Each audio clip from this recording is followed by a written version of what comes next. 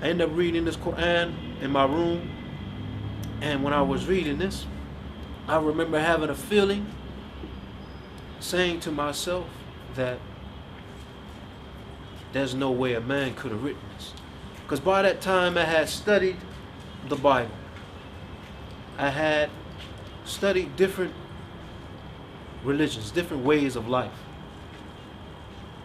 And I had certain things that would let me know, a list of things that I followed to let me know whether something was the truth or not. Something had to be universal, number one. That means for all people. It had to be for all people, because the church I grew up in was a church, it was for all black people. It was a church that I didn't see a single white person, nor did I see a single Arab, nor did I see a single person from India. So that the way of life that I was searching for had to be something universal for all people.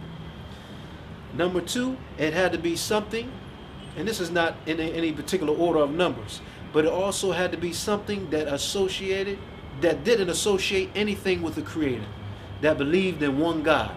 If something said that we believe that there's a God besides the Creator, then I will know that religion is not the truth.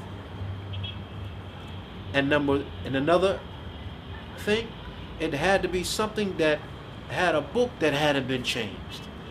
So when I was reading this Quran in the English translation, it was speaking about all of the prophets. It wasn't holding one prophet up here or one prophet down here. It was speaking of all the prophets of the Creator, all the prophets of God, having the same message, meaning believing in the same God, calling to the worship of this same Lord.